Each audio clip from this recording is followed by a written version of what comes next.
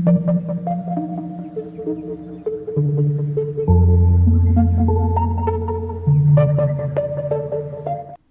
aí, tudo bem? Como é que vocês estão? Não é? Oitavo ano, terceiro volume, estamos na sexta semana.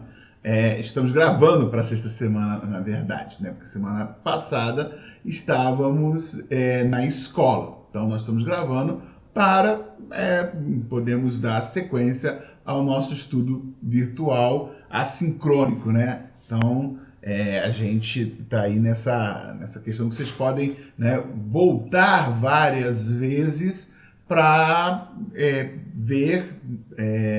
rever todas as suas dúvidas, tá? Bem, nosso tema da sexta semana é abolição, imigração, indigenismo no Império Brasileiro. Então nós vamos ver as questões, não é, da imigração europeia, não é, da abolição da escravatura, de um processo, vamos ver rapidamente o processo de abolição dessa escravatura, como é que ela foi lenta e gradual, e vamos ver a questão indígena, como é que esse indígena vai ser tratado, absorvido ou não pela sociedade dita, não é, civilizada. Então vamos lá. Bem, vamos começar, o seu PET já começa falando da lei de terras. Vamos ver mais para frente que ela não é a primeira. Mas o que foi a lei de terras e por que ela existiu? Talvez seja a coisa mais importante do que nós podemos ver. Temos que entender que o Brasil e nós já sabemos, né, é um país, não é? Era um território, era um império de dimensões continentais. Isso é uma coisa boa, mas é uma coisa ruim. Boa para a gente, né? Temos essa imensidão, recursos naturais, hídricos e etc. Mas para quem é invasor, colonizador, é ruim. Como é que você controla, não é, o acesso a essa terra? Como é que você prende, você liga o homem ao trabalho dentro de uma fazenda, dentro de uma cidade, se você pode sair, andar e pegar, ó, eu vou morar aqui, tá? Então, a lei de terras veio numa tentativa inicial de controlar o acesso à terra, impedindo que uma mão de obra necessária, não é, simplesmente trabalhasse para si mesmo. Ou seja, a lei de terras ela vai garantir que a mão de obra escrava e depois liberta, a mão de obra imigrante permaneçam, não é, distantes da posse da terra, né? E isso é importante. Tá? O que não acontece na Europa. O que a Europa menos tem é terra. Então é fácil fazer esse controle. No Brasil não é fácil, tá? Então você vai ter a lei de terras falando o seguinte: a lei de terras vai dizer para todos: a terra só se consegue agora por meio do registro de compra. Terras do império, terras do governo, só podem ser adquiridos por compra. Não se tem aquela questão do uso. Ó, eu estou aqui há tantos anos, tá? Isso veio depois. Estou aqui há tantos anos, essa terra é minha. Então você tem essa característica, tá? Então os grupos vão ser controlados. Desta forma, ex-escravos, pobres, imigrantes de forma geral vão ficar excluídos dessa terra, tá? Porque ela vai ter que pagar, né, pela terra, vai ter que pagar impostos e os pobres não têm condição. Essa é a primeira característica.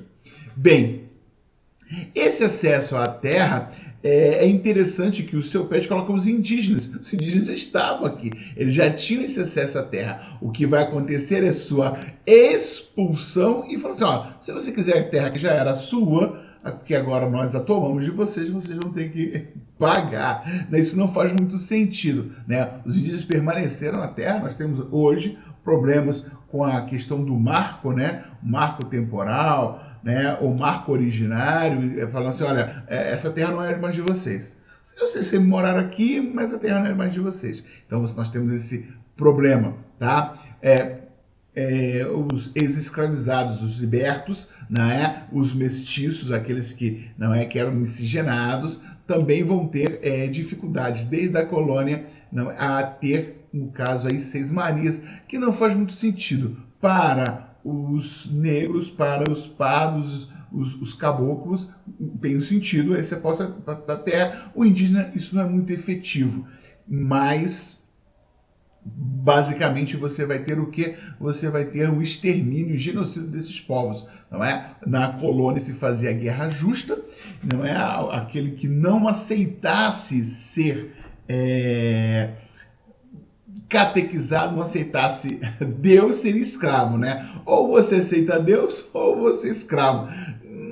Coisa difícil de se escolher, né? Eu quero ser... Não, eu vou fazer a guerra, eu vou defender, não é? A terra da qual eu já moro aqui, não é?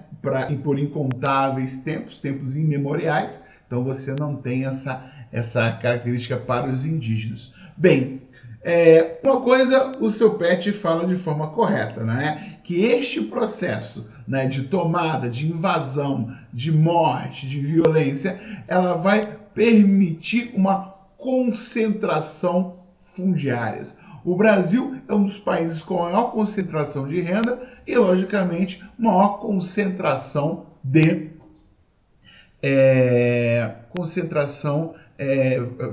terras, né? Fundiários de terras do mundo, tá? Então você vai ter pessoas, famílias e empresas, não é, que tem somando todas as terras que ela diz que possui, né? Diz que comprou, tamanho de países, tamanho de Portugal, tá? Então você vai ter essa característica muito evidente, né? Muito presente na sociedade brasileira.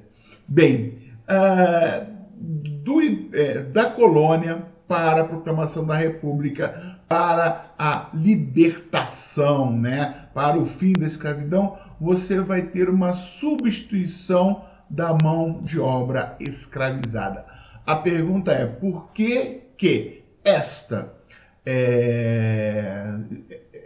mão de obra desse ex-escravo não serve mais? Tá? Então essa é a pergunta que nós vamos ter que nos colocar, vamos ter que fazer. Bem, a partir do século XIX, que vai de 1801 a 1900, vai surgir uma nova ideia, vai surgir uma nova forma, que os europeus vão ver a África e vão ver, não é, logicamente, todos os seus descendentes, são todas as pessoas negras. Que nova forma é essa? Essa nova forma vai substituir o racismo que existia no período colonial. Vamos falar aqui do Brasil, tá? O período colonial brasileiro, que era pautada na questão da dominação pela raça avalizada, embasada em critérios religiosos, tá? Para o científico. Então, os racistas, as pessoas que queriam controlar, as pessoas que queriam explorar, vão colocar, não é, no período colonial, que a pessoa africana ela poderia ser escravizada por ser negra, não é? Que a Bíblia diz assim. Então você vai ter essa característica. Tem a questão da maldição do filho de Noé. Então tem uma coisa assim que justificaria essa dominação. Como é que eu passo para o mundo científico? Como é que eu passo para o mundo mais racional e ainda mantenho esse tipo de pensamento? Bem, eu mantenho uma coisa que eles vão chamar de eugenia. Eugenia, coloquei a definição, aqui está acima de mim, né? Eugenia defende que raças superiores e de melhores estirpes conseguem prevalecer de maneira mais adequada ao ambiente. Ou seja, você tem um ambiente que não é totalmente aproveitável, não é? E uma raça, não é, que é evoluída tecnologicamente, então, portanto, é evoluída, não é, biologicamente mais inteligente, pode dominar a outra e levar um processo entre aspas, civilizatório, tá? Então você vai ter essa ideia. Então essa ideia vai surgir com muita força na segunda metade do século XIX, tá? Ela vai ser montada, você vai ter as teorias darwinistas, você vai ter o darwinismo social, você vai ter esses pensamentos surgindo, aparecendo, uns mais, entre aspas, mais sólidos, eu falo desenvolvidos, né, mais sólidos do que outros. Isso vai justificar a substituição. Por quê? Porque a sociedade que aqui montava, que estava montada da colônia, no começo do Império, no meio, não é, do século XIX, é uma sociedade patriarcal onde o homem manda. Qualquer homem manda? Não. É o homem tipo europeu. Então é o homem branco. Então é uma sociedade patriarcal, racista, não é? É embasada na posse e na exploração. Na posse da terra e na exploração do trabalho. Tá? Então você vai ter essa característica. Para manter essa exploração no trabalho, do trabalho falando melhor, não é? Você tem a ideia de raça. Na Europa, essa ideia também vai surgir, essa ideia europeia, tá? É o eurocentrismo, o pensamento não centrado no desejo, na visão da sociedade europeia. Então a sociedade europeia ela é modelo para o resto do mundo, tá? Por que surge na Europa? Porque a Europa está vivendo já a sua segunda revolução industrial e ela precisa ampliar os mercados consumidores, ela precisa ampliar a fonte de matéria-prima, ela precisa ampliar, o controle dessa mão de obra. Então, a partir da segunda metade do século XIX, você vai ter os estados, os países se solidificando. Vamos ter a Alemanha, por exemplo, que não existia Alemanha até 1871, era a Prússia, você deve ter ouvido falar, não é? Em jogos, não é? Em filmes, na Prússia. A Prússia é hoje a Alemanha. A Prússia era um principado, não é? Era um pequeno reino, um principado, como os vários outros dos mesmos povos, com a mesma origem, que a partir da guerra com os franceses a guerra com os franceses foi em 1870, você vai ter a união da Alemanha em 1800. Vai ter a união desses principados que vão resultar em 1871 na Alemanha. A Itália idem. Então esses países, eles estão querendo o quê? Ampliar os seus mercados consumidores. Então eles vão fazer o que vai ser denominado de neocolonialismo. Esse neocolonialismo é a partir da África e da Ásia. Tá? Então, a partir da segunda metade do século XIX, você tem essas ideias tomando força. Na Europa, para a dominação da África e da Ásia. No Brasil, não é? Para substituir a mão de obra escravizada por uma mão de obra o quê? Uma mão de obra imigrante europeia, porque ela era superior. Então vem no Brasil, surge no Brasil a ideia do branqueamento da sociedade brasileira. Esse imigrante vem para o Brasil através de dois sistemas. O primeiro sistema está aí, o sistema de parceria, onde o agricultor, não é o agricultor, né? Loucura minha. O fazendeiro ex-escravocrata, ou ainda no período da escravidão, vai pagar uma parte, ou vai pagar a vinda deste imigrante, e este imigrante vai ressarcir, vai pagar o fazendeiro através do trabalho. Mas a sociedade ela vai se mover de forma diferente, o tempo da sociedade é diferente. E muitos, né, não vou dizer a maioria, porque eu não tenho dados para dizer, mas muitos vão tratar esses imigrantes como se fossem escravos. Tá? As dívidas nunca cessam, não é? As dívidas elas continuam, não é? E esse trabalhador se vê preso a esse fazendeiro por causa dessas dívidas. Reparem só, ele não tem acesso à terra a partir de 1850, e ele está endividado desse fazendeiro. O que acontece? Muitos imigrantes fogem, tá? Vão fugindo. Esse é o sistema, é o primeiro sistema, que é o sistema de parcerias. O segundo sistema, não é? É a imigração subvencionada. Subvencionada. O que seria isso? A partir de várias reclamações, né, dos imigrantes, várias denúncias até mesmo ao país, tá? Ao país de origem. Ó, estamos sendo maltratados aqui, o governo brasileiro ele vai fazer uma subvenção, ele vai pagar a pessoa vir, não é? E depois, não é, o fazendeiro, a pessoa ressarce como é que eu vou falar, né, essa dívida, tá? Então, você tem essa característica. E isso vai ser muito marcado no estado de São Paulo, né, na província de São Paulo na época. Por quê? Porque você vai ter os cafezais, não é? O café sendo o principal produto de exportação brasileiro, e esse produto de exportação brasileiro, né, a princípio vai usar a mão de obra escrava, depois vai ser substituído pela mão de obra imigrante. Mas reparando só, gente, como isso é interessante. Quando você tem no começo do século XX, final do século XIX, século XX, não é, a maioria dos trabalhadores de São Paulo, tá, vão ser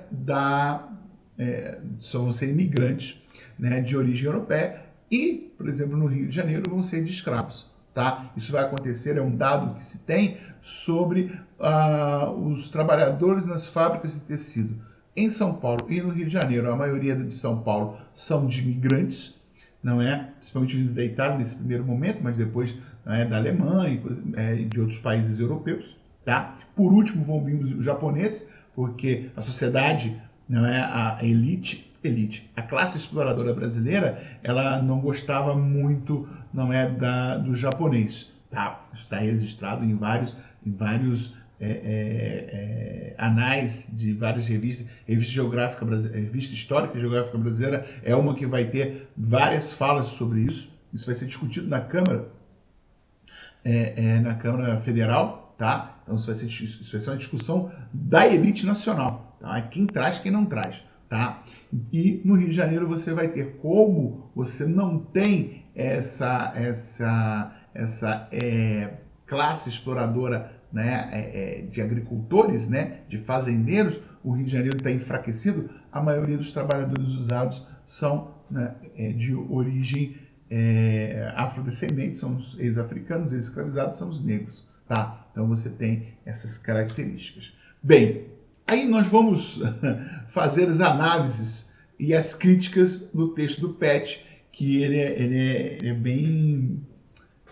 não é tão ruim quanto os outros, mas ele é bem controverso, não é? Ele está falando assim, ó, a imigração europeia aprofundada a partir da segunda metade do século XIX resultou também na manutenção do racismo.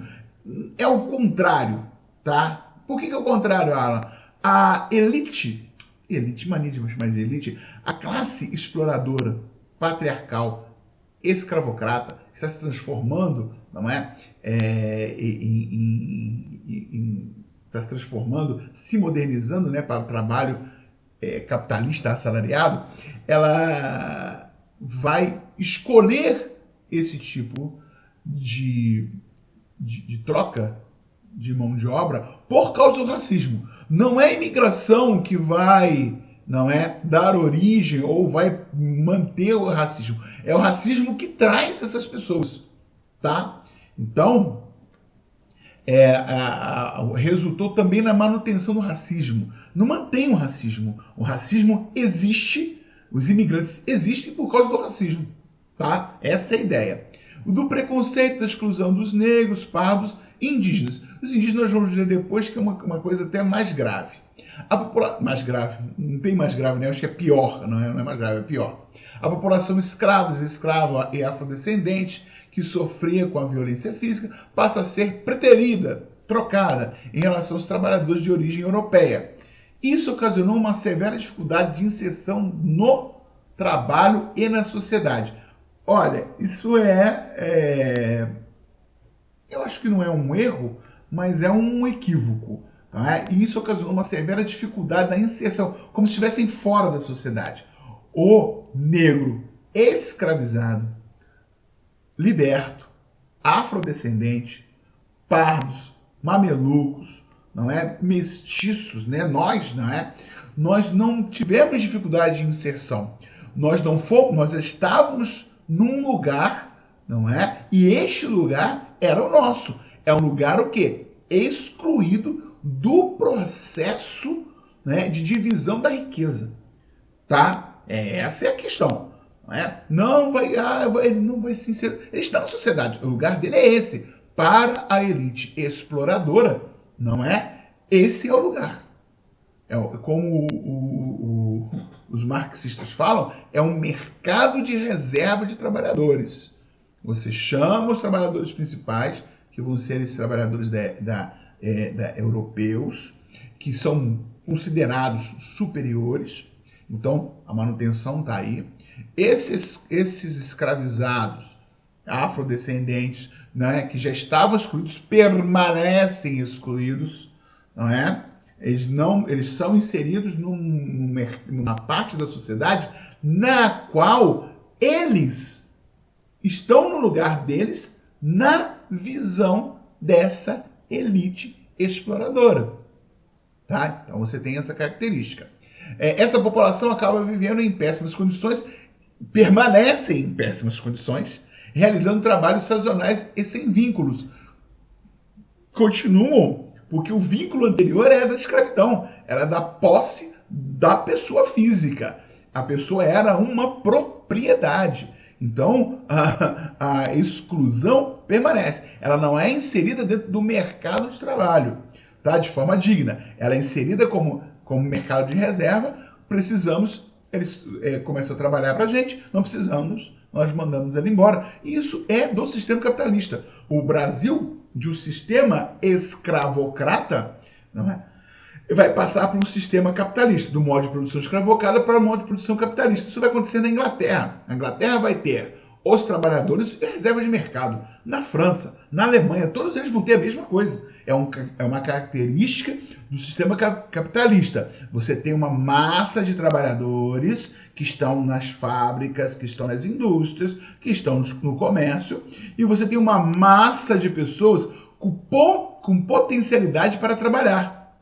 Por que isso é importante para o capitalismo? Porque essa massa que está trabalhando, se fizer greve, é substituída. Essa massa de trabalhadores, se pedir aumento de salário, ela é substituída. Se ela morre, ela é substituída, tá? Então, o que acontece? Essa reserva, esse exército de reserva, ele é do sistema capitalista, tá? Os escravos, os ex-escravizados vão se manter neste posicionamento.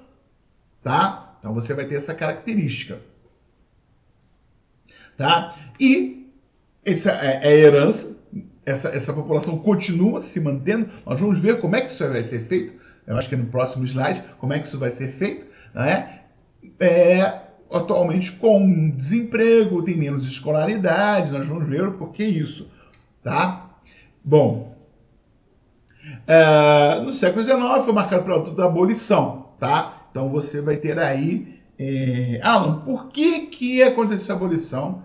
Por que não aconteceu a abolição antes? Por que aconteceu a abolição depois? Por que é este processo? Bem, a partir de 1760, você vai ter a Revolução Industrial. Então, a década de 1760, na Inglaterra, vai ser...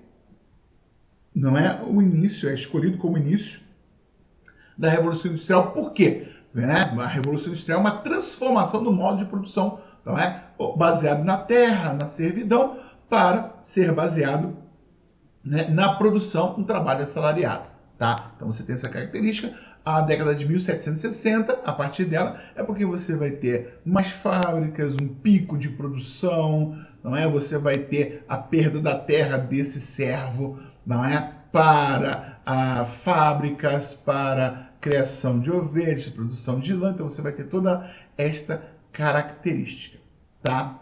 Você vai ter também que esse é uma transformação das sociedades europeias.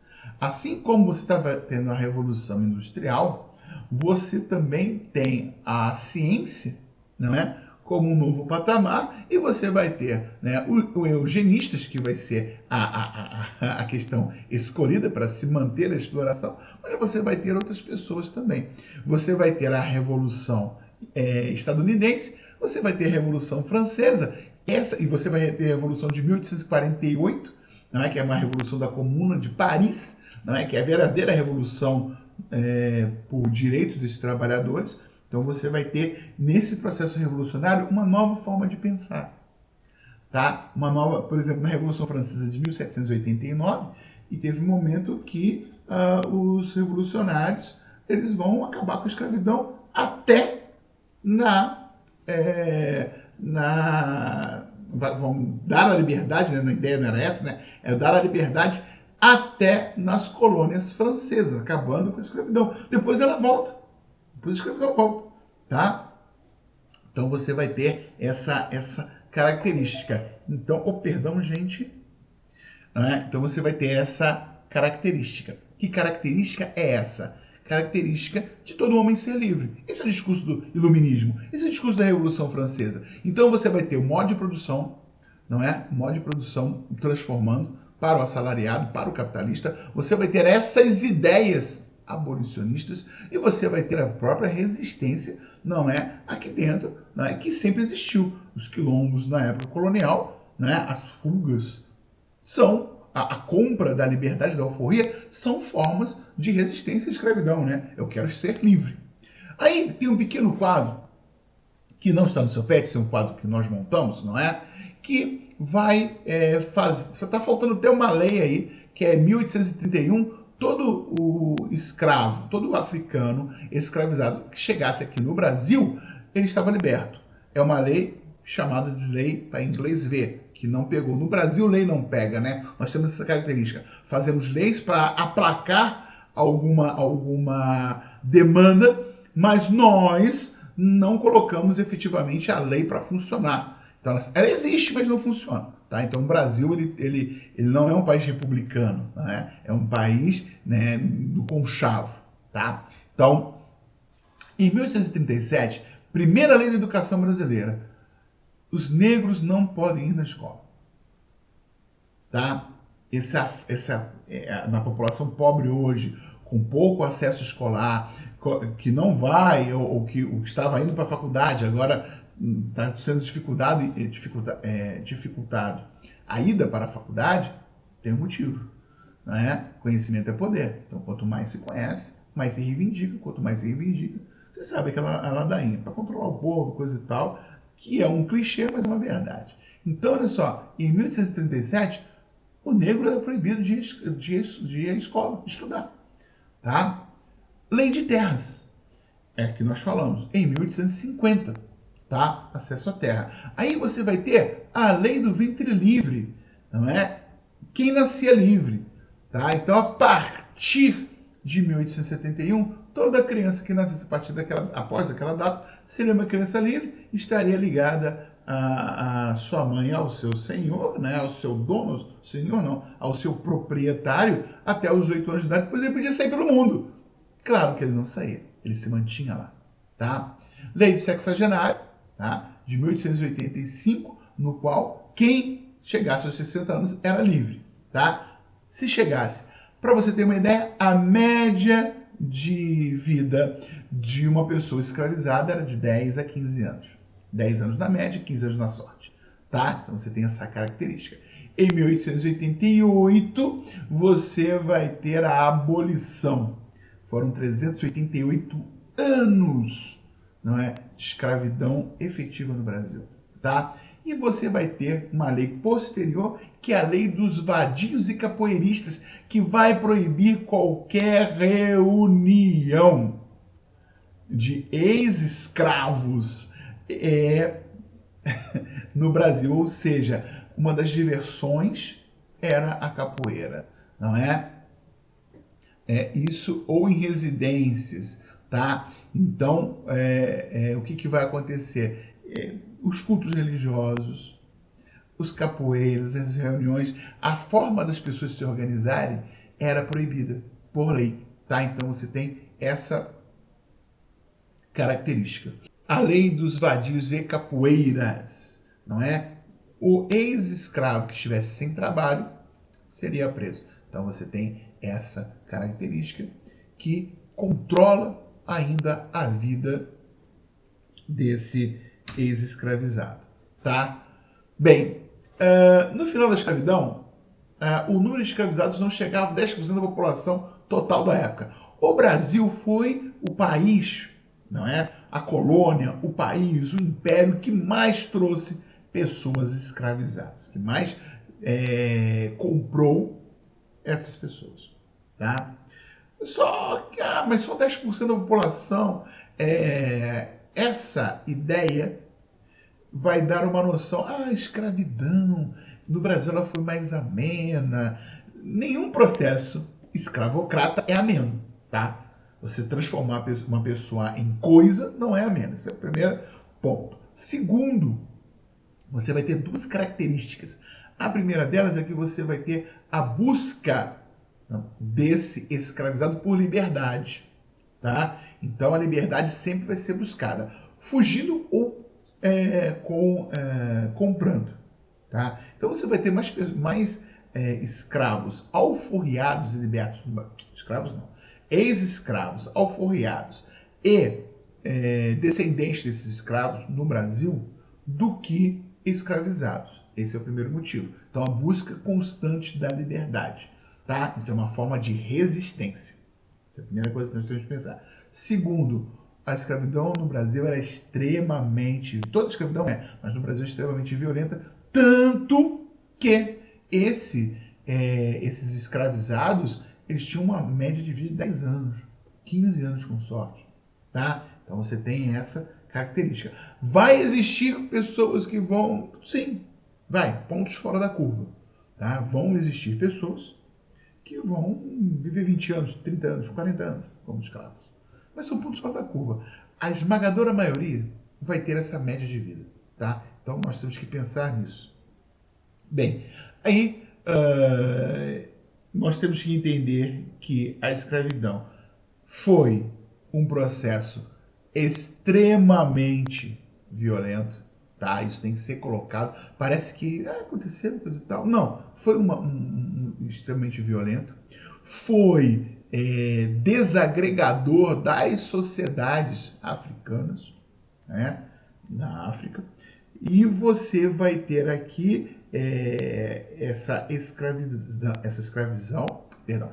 escravidão vindo, não é, surgindo, não é, de um racismo justificado por ele, não é, primeiro religioso, baseado na religião, depois científico, baseado na ciência, não é, e hoje em dia social, tá? Então é por isso que, por exemplo, a lei de cotas ela é muito importante. Quanto maior o staff de pessoas, não é, socioeconomicamente vulneráveis que têm acesso à educação, maiores as chances de nós revertermos este quadro. Então são pessoas, né, são situações, melhor falando, que precisam ser sempre tratadas com muito cuidado, com muito critério, mas não podem ser deixadas de lado, tá? Então pessoas oriundas do sistema público de ensino, dos grupos sociais mais vulneráveis e das etnias parda, negra, indígena, brasileiro pobre, tá? Possuem reservas de vagas de acesso ao sistema de ensino superior e em concursos públicos, tá? Porque o mercado, ele é racista, tá? Não precisa acreditar em mim, dá uma olhadinha de Google. Grandes empresas no Brasil, fotos de grandes empresas no mundo. A grande, esmagadora maioria são de pessoas, não é, brancas, e são de homens brancos, tá? Mas tem uma empresa africana. Empresa africana é africana, né? Não é? Mas uma empresa brasileira, ponto fora da curva. Se você for ver no montante, não é? No montante, você vai ver que a esmagadora maioria são de pessoas, de homens brancos. Ou seja, a Europa, como era patriarcal, passa para o Brasil essa característica de ser patriarcal também, e nós a perpetuamos até hoje. Bem, por fim, a questão das nações indígenas, tá? Aí, é um destaque para o seu pet, né? Dificulta não somente... Olha só, vou ler tudo para a gente poder entender melhor. Por fim, sobre a questão das nações indígenas durante o Império Brasileiro, pode-se dizer que a diversidade populacional dificulta não somente a aplicação de uma política generalista, como também a construção de uma imagem do indígena condizente com os ideais da nova nação brasileira. Ideologicamente, discutia-se a possibilidade da adoção do indígena como símbolo nacional. Em termos políticos, discutia-se formas de assimilacionismo dentro das produções artísticas da época. Vai surgir o romantismo, aí você vai ter a Iracema, você vai ter o Guarani, que são peças artísticas, obras artísticas que vão ter como temática principal, né, as questões indígenas, como elemento diferenciador da identidade nacional. Vamos fazer alguns pontos, tá? Alguns pontos. Que pontos são esses? Primeiro, a ideia de padrão. O padrão dessa elite exploradora, já falei, é um homem branco, tá? De europeu. Homem branco europeu. Beleza? Isso aí tá manjadíssimo. Então você tem essa característica. Segunda característica. Você ter várias nações indígenas não dificulta a aplicação de uma política generalista. Não dificulta. Não dificulta. Não é? Essa é uma característica. Se você proteger a terra, já é uma política para todos. Se você coloca a lei que protege a cultura, proibindo, por exemplo, missionário de ir lá, não é? Vou levar a palavra de Deus como se, não é? O indígena não tivesse Deus. Por favor, né? Você tem que respeitar a religião alheia. Nós não tentamos né? Respeitar, né, as diversas religiões que aqui estão. Então devemos respeitar, não é? As religiões, não é, de matrizes africanas e de matrizes, não é, indígenas. Respeito, né? Religião é uma coisa pessoal, tá? Então, outra coisa, quando você quer construir a imagem, você primeiro destrói o que tem e constrói outra coisa por cima, tá? Então, o genocídio era a pauta, é a pauta ainda, não é? E esse genocídio que é a pauta, ele tá, né? Ele tá ainda dentro da nossa sociedade. A última visão, que pode ser considerada a primeira, é a visão eurocêntrica. O meu padrão de família, de sociedade, de trabalho, ele é baseado no trabalho europeu. Eu não aceito outra forma. E mais do que isso, eu obrigo a quem não... Perdão. Eu obrigo a quem não segue esse padrão a seguir. Senão, vai ser escravizado ou morto, tá? Então, o eurocentrismo, não é? O eurocentrismo, ele propaga isso. Não é que dificulta, eu não quero saber, não é? Eu vou assimilar esse indígena. Mas como você vai assimilar esse indígena? Não, mas como branco. Eu vou transformar ele num branco, tá? Num branco, né? Numa pessoa com características europeias. E esse negro, e esse africano, e esse escravo, vou transformá-lo, não é, numa pessoa de características europeias, porque europeu é o padrão, porque na visão dessa pessoa, não é, o europeu é superior. Então isso é o eurocentrismo. Então nós temos que tomar muito cuidado com essas palavras. Dificulta não somente a aplicação, não é que dificulta, eu não quero fazer, não é? Então essa classe exploradora não quer fazer isso. Não quer, tá? Então você tem essa característica. Bem, aí você vai ter a resistência desse indígena de bom e mal selvagem. Ou seja, o selvagem que me aceita, não é, que quer se transformar, que quer perder sua característica, que não quer mais sua religião, quer outra religião, quer, não é, ser assimilado, e não é o mal selvagem, aquele que resiste e, portanto, eu o mato, tá? Por quê? Porque eu tenho civilidade, não é? Baseada no padrão europeu. Isso se chama eurocentrismo, tá? Essas populações, não é, seriam um entrave para o desenvolvimento econômico do Império, que é uma grande mentira, porque o Império não chegava, não é? Você tem até hoje povos indígenas completamente isolados, não é,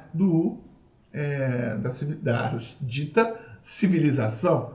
Então, naquele período era maior ainda. Então, não é que eles tinham dificuldade, vêm para cá, nós vamos ser. Não.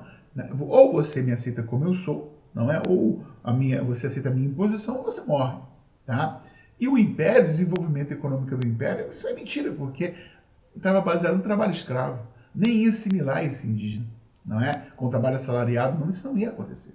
Tá? Então você tem esses pequenos entraves, tá? No século XIX, essas populações vão ver a forma de servidão. Parece que são todas, né? Mas é uma minoria que não conseguiu escapar, tá? Sofreu extermínios, isso é uma verdade, né? Até hoje, e tinham suas terras tomadas à força no avanço civilizatório. Interessante, né? Parece que o tempo volta, né? A história se repete. Bem, nós temos dois países de exemplo, né? Nós temos mais a Argentina e os Estados Unidos com o extermínio dessas pessoas. Eles não aceitaram e foram exterminados. Os Estados Unidos menos, tá? O extermínio foi porque você ainda tem terras indígenas. Porém, contudo, entretanto, na Argentina você praticamente exterminou todo mundo, não é? Cometeu um genocídio. Então você tem essa característica que você não ouve falar desses problemas, por exemplo, na Argentina, problema com indígenas, reserva indígena na Argentina, não, mataram todo mundo, mulheres, crianças, tá? Então isso não tem que dar uma observada. Bem, a primeira questão, são questões grandes, né? Você tem um texto aí, esse texto está falando sobre a lei de terras, tá? E a pergunta é o seguinte, de acordo com o texto, escreva um parágrafo respondendo, tá? Qual a direção do tráfico interprovincial de escravizados, suas características e as causas que estimularam o crescimento desse tráfico interprovincial. Já vamos falar que esse tráfico vai aumentar a partir de 1850. Não é? Então não vai vir mais pessoas escravizadas para o Brasil, não é? E você vai ter a compra, olha só o que eu estou falando, vai ter a compra, não é, das regiões economicamente mais ricas, vai ter, essas regiões vão comprar de regiões que possuíam escravos trabalhando, mas que estavam empobrecidas, estavam mais frágeis economicamente. Então, os cafeicultores do interior de São Paulo vão comprar escravos, por exemplo, do interior ou da Bahia ou de Pernambuco na produção de açúcar que estava em declínio. Então você tem um aumento da produção de café, exportação de café, e você tem o trabalho, não é, nas lavouras de cana-de-açúcar, não é, caindo. Então você vai ter essa troca. Tá? Você vai ter essa troca entre provincial. Então você vai construir um parágrafo baseado nisso. Você vai ter, falando sobre o sistema de sesmarias, não é? Sesmarias. O que são sesmarias? São pedaços de terra que eram concedidos, que a coroa portuguesa concedia a certas pessoas, não é? Você vai ter as capitanias e quem era dono da capitania, ele podia ceder, não dava, né? A posse sempre era da coroa, ceder essa terra para alguém trabalhar. Então você vai falar sobre isso. Aí, o que está pedindo? Esse é o texto. Escreva um parágrafo resumindo a situação dos registros latifundiários em meados do século XIX.